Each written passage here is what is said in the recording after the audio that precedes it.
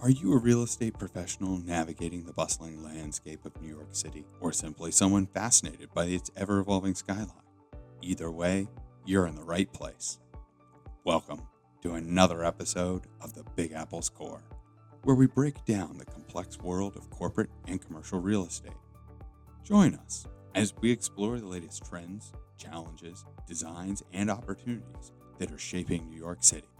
Today's episode is brought to you by CoreNet NYC's learning sponsor, the Rockefeller Group. Rockefeller Group, a love for people, a love for the city. Hi, welcome to the Big Apple's CoRe podcast. I'm Courtney Grill with Skanska USA Building, and today I have with me Liz Hart from Newmark.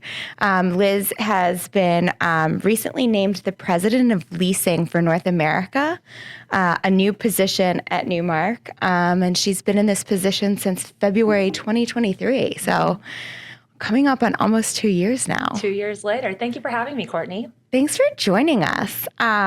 So this is great. This is a new role for you. I know you recently also moved to New York from the Bay Area, Yes. having spent your entire career in the Bay Area. How's it been for you in New York so far? It's been great. It's been great. You know, one thing you realize when you move between San Francisco and New York is the interconnectivity between those two cities. The people who are in the economy and the tech economy in San Francisco are in New York. Like last night, I went out to an event and I realized that half the room was former San Franciscans. But when I go to a party in San Francisco or an event in San Francisco, I realize the same thing, that a lot of people did also live in New York. So there's so much cross-pollination between those two cities. Yeah, it's really great. It also makes you realize how small the industry kind of really is, even if you move cities. Yes, exactly. Or across the country for that matter. So going back to the beginning, I wanted to ask, what made you decide on a career in corporate real estate? This is an earlier story, so we have to go all the way back 20 years ago when I was a senior at UC Berkeley out in California. And I took a test at the Career Center, and the test said I would be good at commercial real estate. And I did not know what I wanted to do with my career. So I did what all people who were 22 at the time did, which is get on LinkedIn, which had launched 6 months prior. It was a brand new social media. And I just started pinging anyone who had the word real estate in their name in the Bay Area, and eventually ended up taking a position as a broker assistant at Cornish & Carey, which Newmark later acquired. That's amazing. And how did you get in? I mean, you've been in brokerage from the beginning. Yeah. That's pretty cool. What did you originally study while you were in school? I studied political science, so that I think has some ties to what we do today. Absolutely. But probably the most interesting thing that is, relevant to what I do today is I took a class on understanding the urban environment, and I still think that's something that makes me really excited about real estate. So while my focus has always been leasing, I've probably been a person who's more interested in how does retail interact with the office? Where are people living? How are they getting in there? What are they doing? Why are they there? And I think that kind of foundational education has really been influential in how I view cities. Absolutely. I think, and I think that's important for kind of some college kids or people who are maybe younger in their career to understand that how you can grow in a career in a corporate real estate. I think that's... Well, I should probably tell you what I started doing versus what I ended up doing, because it's one of those things like this is where it started and this is where it ended, and it's not the same. So when I first started, you have to remember, this was .com bust. Right. So, this predates your time, right? This is when no one thought technology was a growth sector anymore. That was not the place to go focus your time. Actually, interestingly, San Francisco didn't have Google then, didn't have Facebook then. The companies were much smaller. There was no Dropbox. There was no Twitter. Like this all didn't exist yet. They had Salesforce. That was the big company at the time. So the kind of common wisdom was you should go focus on representing law firms and financial services in those FIRE industries. And I did for a short period of time, but I always found that my passion was more connected to growing companies and pivoted my career that way. And I mean, who would have guessed the next 20 years is where, that ecosystem really, really took off with San Francisco. Absolutely. That's really cool that you were able to be a part of that, and they're kind of from that beginning of that major growth Oh, yeah. phase. I mean, we worked with Instagram when it was 5 people, and we were about to sign a big lease for me at the time. I think it was 10,000 feet or something. And the founder was like, oh, I got to call you next Monday. And then on Monday, the news broke that Facebook had bought them for a very high price, as you recall. And that was really just one of these many stories that I have of working with these earlier stage companies that ended up becoming, tools that you and I use every single day now. Absolutely. That's really cool. Yeah, it was really cool. That's exciting to be a part of, especially when you look back on it. Oh yeah, I have a story for pretty much every single company that you can imagine that came out of San Francisco from that era. That's amazing. And it's been great to see the global expansion across the world too, right? Like San Francisco Absolutely. definitely has one of the densest populations of tech talent, but look what's happened in New York in the last 20 years. Absolutely. That's changed dramatically too. And looking forward, I think that will continue to change again, especially as AI spreads. And it's not just about the large language models and that, technical infrastructure underneath it, but all the applications that are built on top, which Right. will require talent from different industries to innovate and think differently about what's next. Absolutely.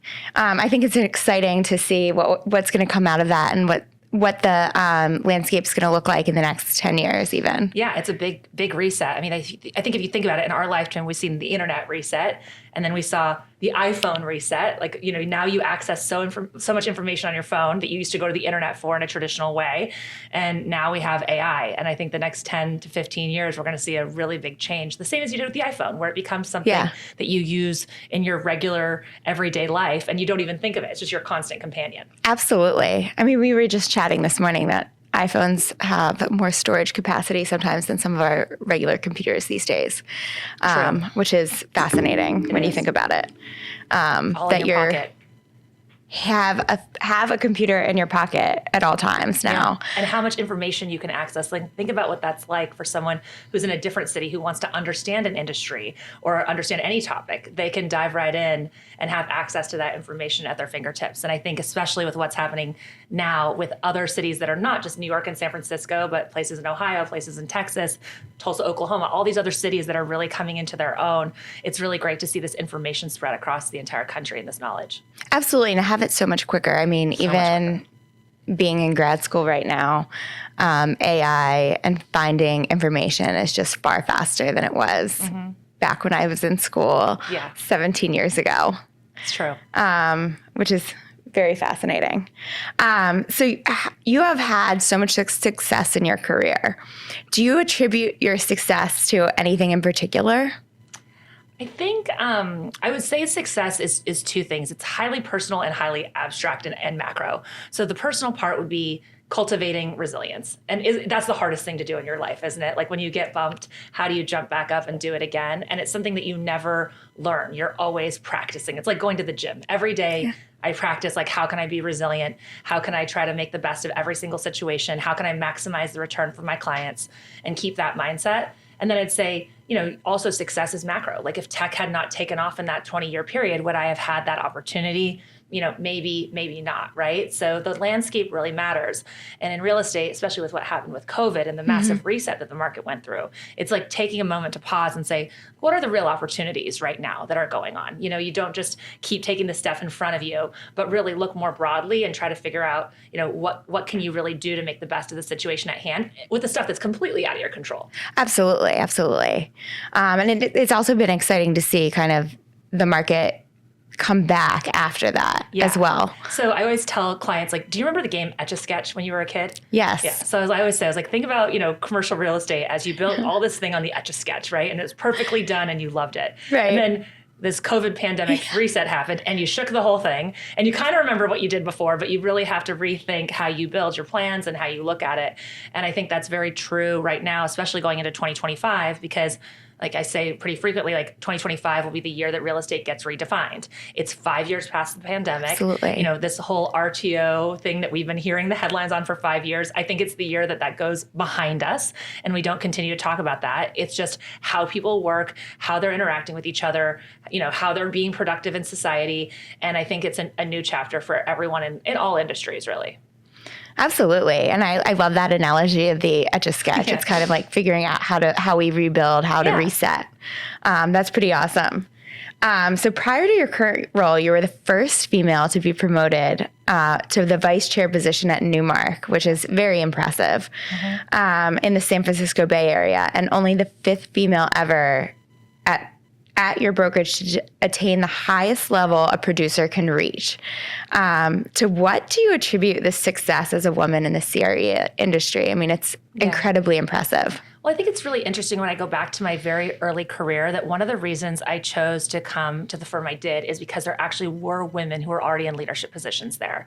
And so we had several women who were in like the vice president, managing director role. And I remember as a young woman seeing that and just thinking like, oh, it's possible to attain this. And actually even women in New York, they probably don't know this, but like Marianne Ty, Darcy Stakem, like their names were known to young women in the industry, even in San Francisco, and knowing that they existed and that they were being, successful in their careers and contributing to their companies in meaningful ways, always let you know like it's possible.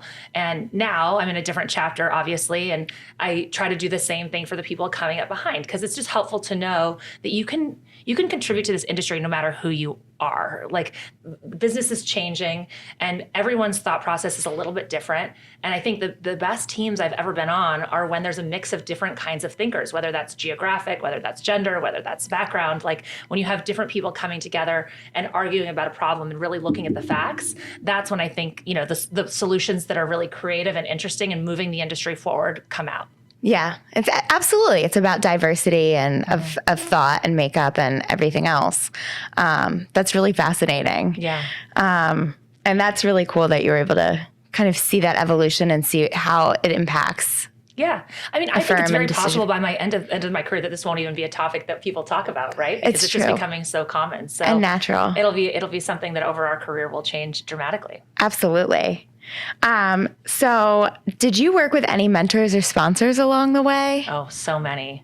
So many. I always viewed mentorship as taking a little piece of a lot of different people and then trying to combine it to be your own. So, I would have to say definitely, the two people I work with the most at Newmark, Howard Letnick and Barry Gosson, have been incredible mentors. I've learned so much from them. They have, as you know, very long careers and a lot of lessons that come from them, especially around the real estate industry and how to think about how to move business forward.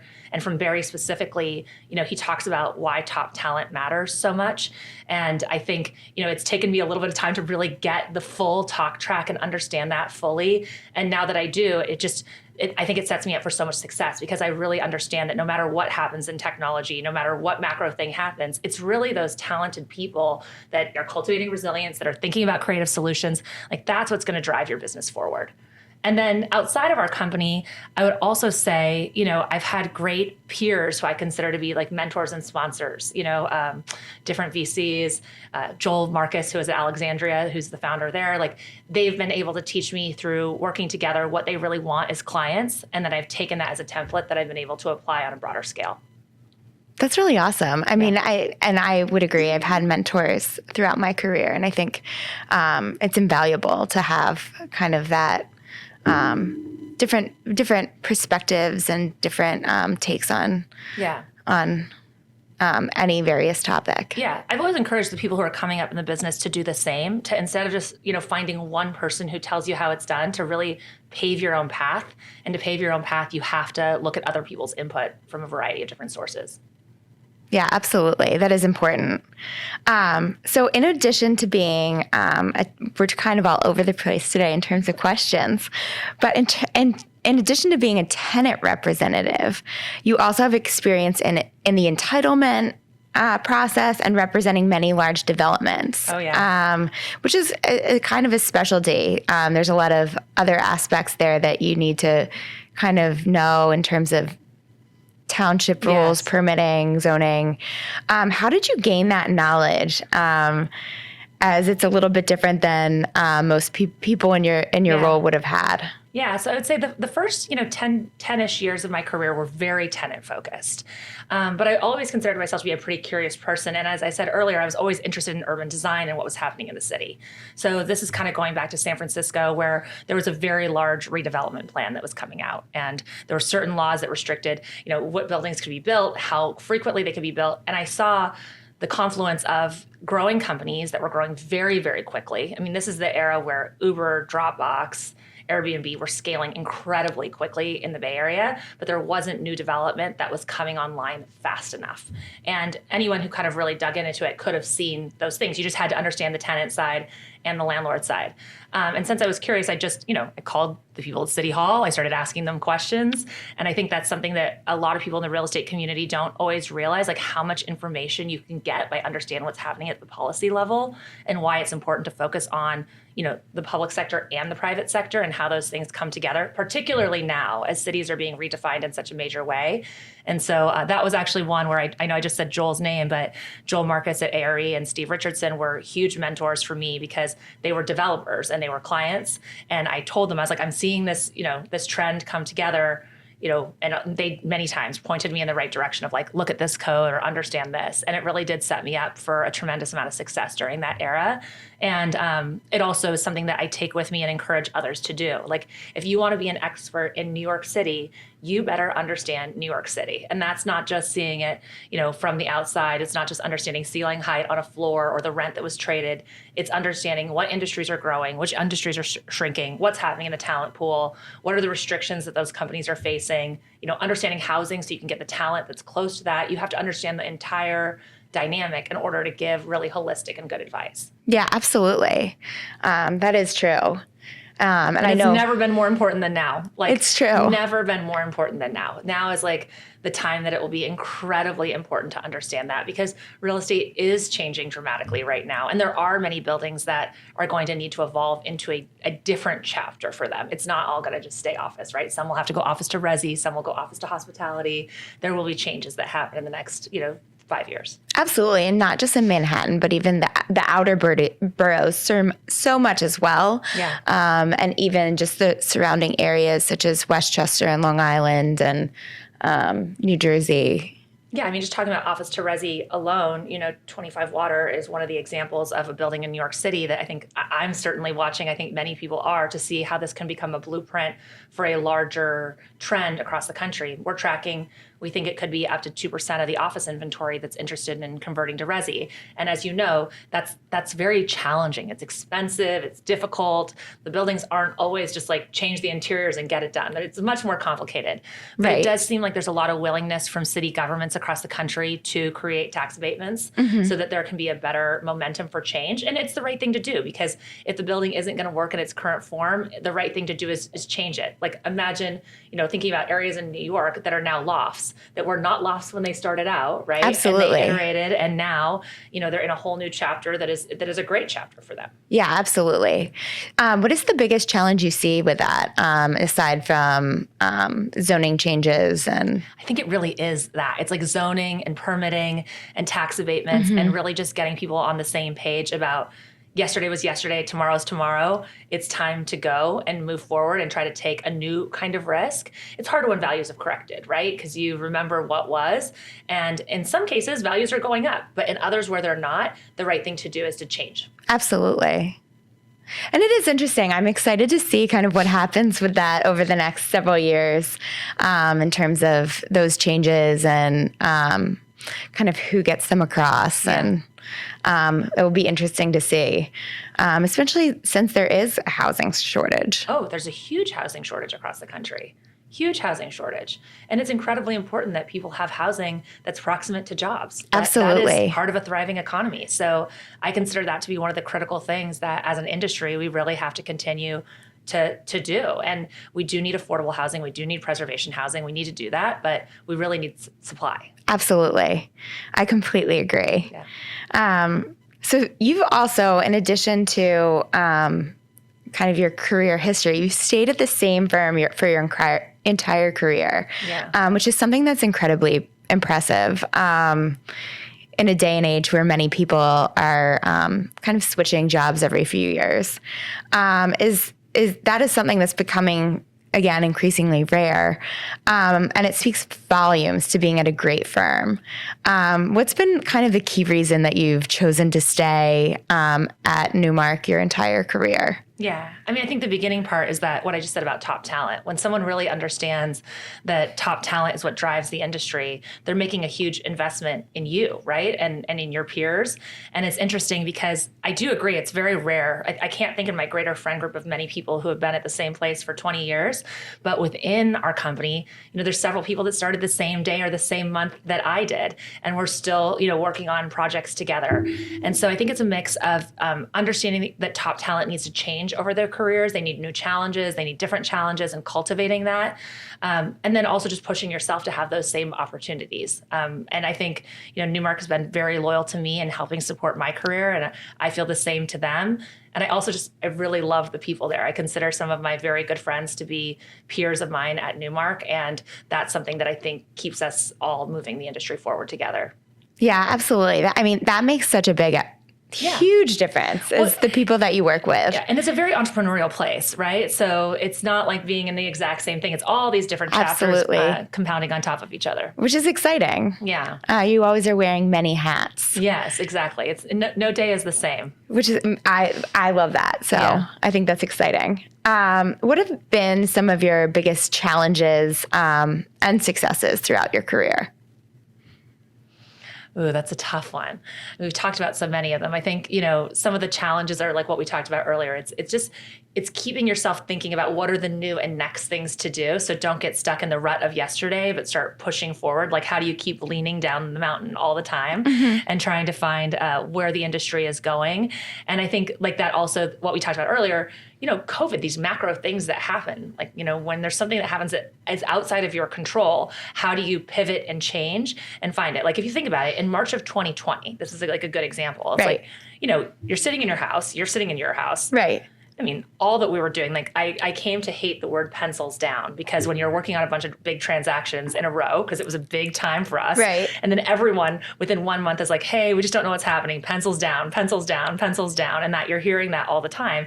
That could be a time of great discouragement, right? Especially for projects you worked on for, 5 and 10 years, sometimes very long clients that you didn't quite hit that reward. But what was great is during that period of time, going back to like why top talent at Newmark really matters, a group of us that were 20 of us came together and we started meeting every single week. What are you seeing? What are you hearing? How are you helping your clients? Should we do a podcast? Should we do a webinar? What can we do? And that group of people ended up outperforming, the industry during that period of time, because they continued to think, what can I do to make myself better? And they started to do it collaboratively, and also really thinking about it from the client's point of view. So if I was a San Francisco real estate expert, my job during that period of time especially was to start thinking about, what is my client's top pain point across every service line and every geography that we have? How can I help them think really holistically about this on a global scale? Because that's the kind of challenge that they're facing today.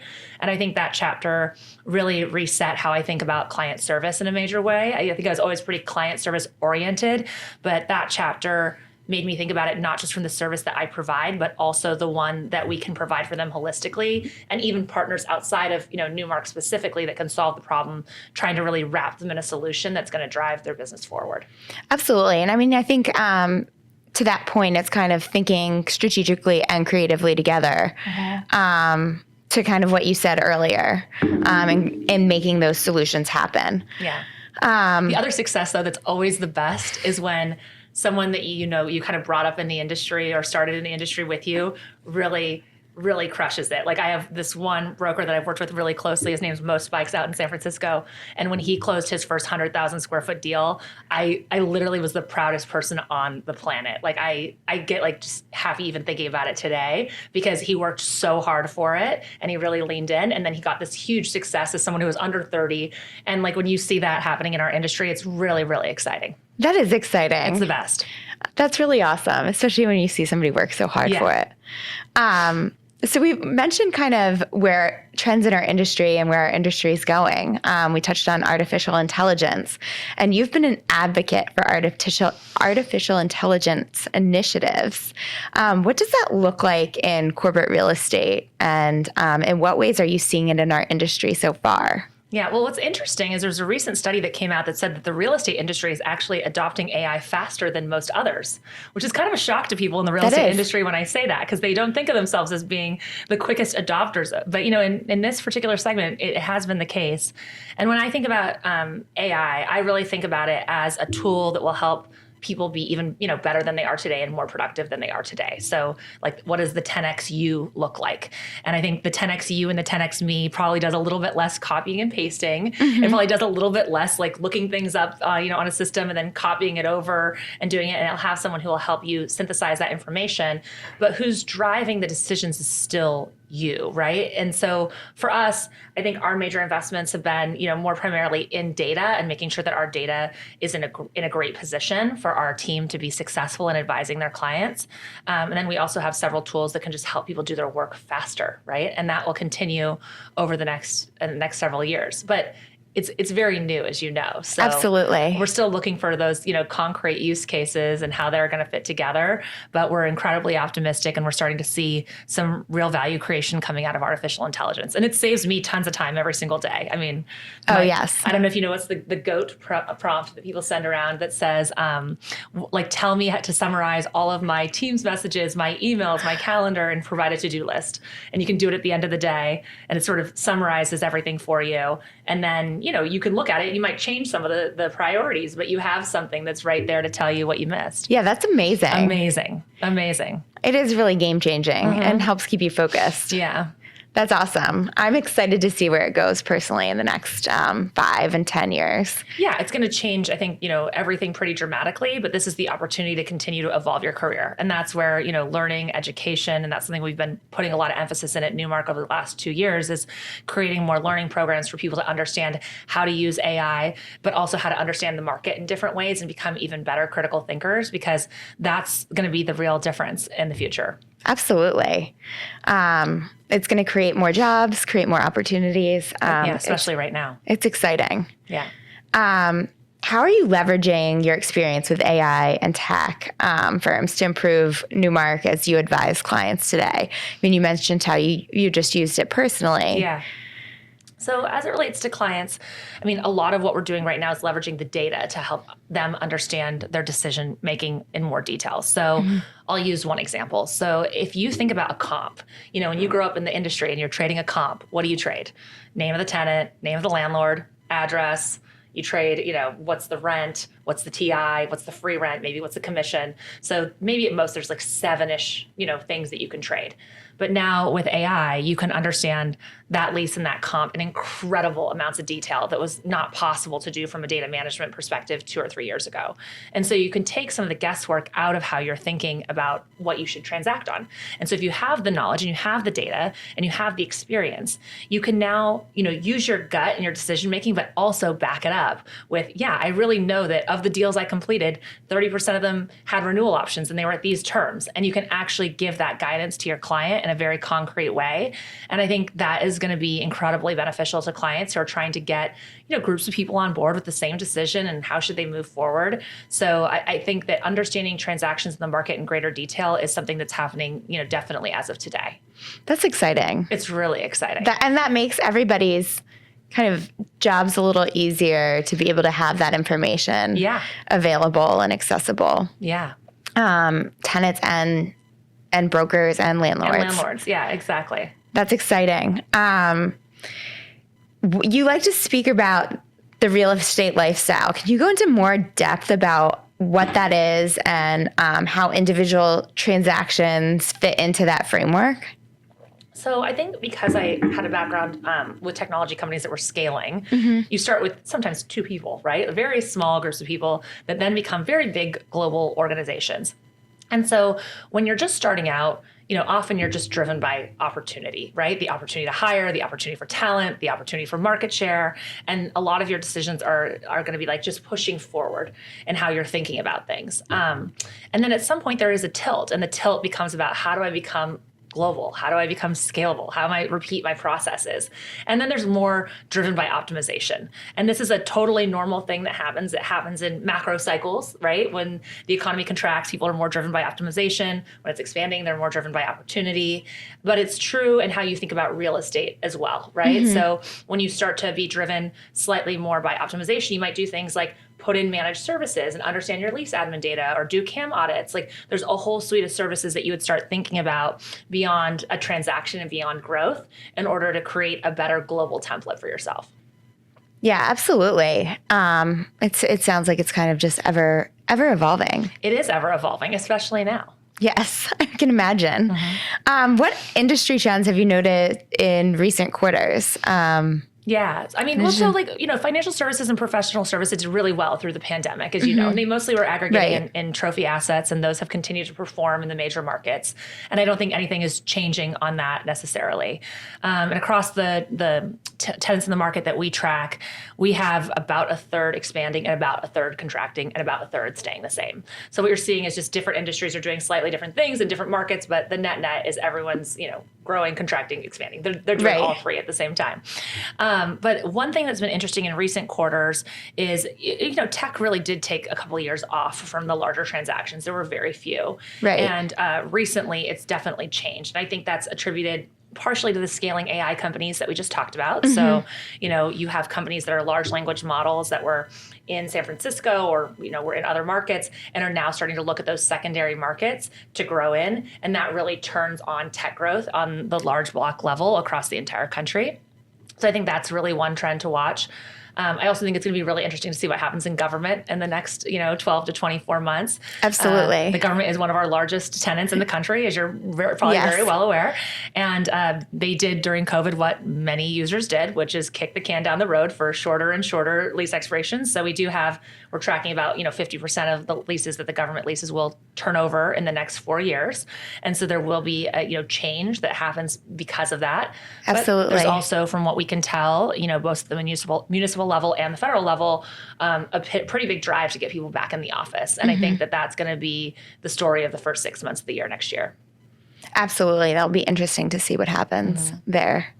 And I know from a landlord perspective, most landlords love a government tenant. Yes, that has traditionally been the case, but keep in mind they do have those termination options in there as well. Absolutely. And, traditionally those have not been exercised. So we'll see what happens in this new chapter. But, it'd be interesting. If things change, your choice is only to pivot going forward, right? You can't go back. Absolutely. It'll be interesting to watch what happens for sure. And what trends are you expecting to see in the near future? In 2025? I think that we're going to see demand continue. I mean, one thing we're seeing right now is a lot of, onshoring of companies from other countries, particularly in places like Ohio and Texas. Our industrial teams specifically are starting to see quite a bit of inbound growth. I think there's going to be a lot of investment in the U.S. in the next, 6, 12, 18 months. And that will really push demand forward. So it should create a pretty dynamic market. As you know, there's still some challenges on the supply side in many of the major markets, but with the demand coming back, it's going to be a moment of great opportunity, right? Because if you have the tenant and you have the space, like poof, your asset is entirely different than it was before. And you're already seeing, when leases get completed, owners sometimes trading out of those assets to make sure that they're creating, more diversification in their portfolio, given other challenges that they're having. And I do think, the debt markets, particularly as debt matures, it's a challenge. It's going to be a challenge. It's not going to change tomorrow. We'll be talking about this in 26 and 27 and probably for quite a long time. But those markets are open. People are investing in real estate again. And for the real estate that is more challenged, like we talked about earlier, you just have to pivot. You have to make that change. Absolutely. You don't want to wait that many years for it to change. It's better to pivot. No, not at all. And also one thing I think we're going to see actually is a lot of like the B+, A- buildings moving up into, they can't be trophies, but like trophy adjacent is what I'll call them, holding on to the edge of trophy. And we're seeing quite a few examples across the country of landlords who have made significant investments into their retail programming, into their amenity programming, changing how they're presenting their asset and productizing it or productizing the area around it. Absolutely. And that's really driving a pretty big change. That seems to be a big, correct me if I'm wrong, but it seems to be a big trend in New York. at least in New York, over the last several years is the amenity offerings that most of the landlords are offering. Yeah, it's changed dramatically. Do you remember when like a conference room used to be the best amenity? Yeah. And now it's far more than that. And Absolutely. I think that speaks to the overall trend of, work, live, play, and people want a more integrated life.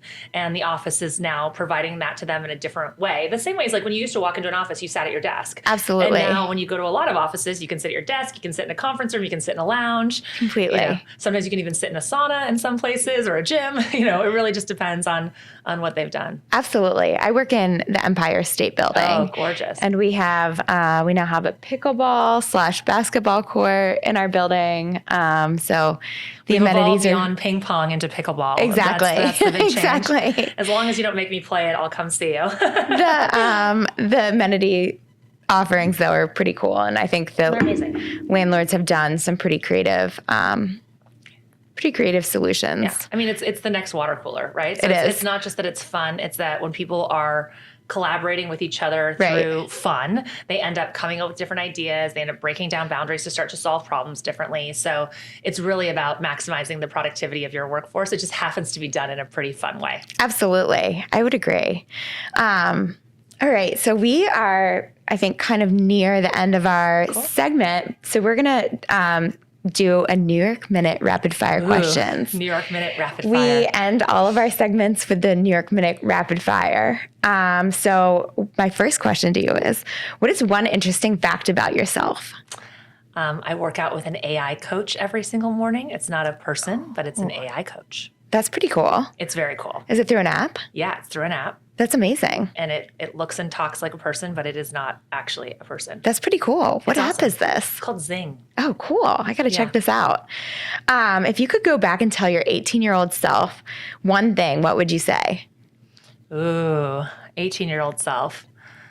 I would just probably tell myself it's going to be okay. I think that time is a time of great transition for people, right? Where you're going to college and there's so much change. And I would just say just do your best, don't criticize yourself. Just keep, doing your best and pushing forward.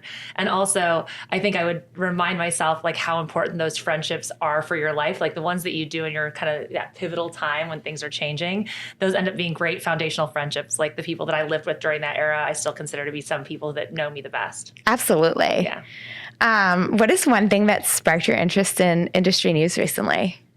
Ooh, industry news recently. I was actually pretty interested in the Brandon Wallace interviews on Doge. I don't know if you saw that, but he's an investor at Fifth Wall, and he recently talked about his view on how the government is going to address real estate next year. And that was an article that I spent a lot of time trying to understand to help, inform my viewpoints. Yeah, absolutely. That has been interesting. I think I need to check that out though. It's a good one. Now. And then can I just add one? Yeah. You mentioned another interesting fact about yourself was that you were from Palm Springs and you had an interesting mayor. I did. Sonny Bono was my childhood mayor. Which is true. Pretty cool. Yes, exactly. I knew Sonny Bono as a mayor before I realized that, it was Sonny and Cher. I didn't know, obviously. I was very young. That's pretty cool. Yeah, it's a fun fact. Well, thank you for joining us, Liz. We appreciate you coming on to the Big Apple CoRe podcast today. And we look forward to hearing about you in the future. Yeah, thank you so much for having me. I really appreciate the time. Yeah, absolutely.